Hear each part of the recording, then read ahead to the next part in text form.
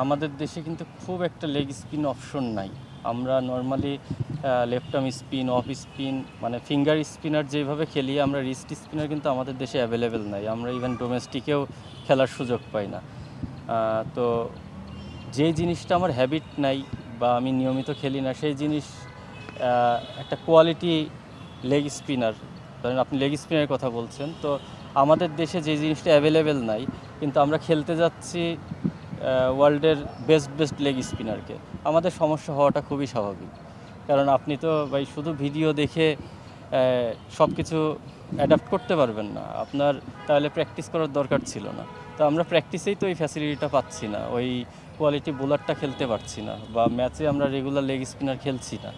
তো এই জিনিসটা সমস্যা হওয়াটাই স্বাভাবিক, বাট এটা যেন আমাদেরকে ড্যামেজ করতে না পারে সেই দিকটাই আমাদের ফোকাস করতে হবে।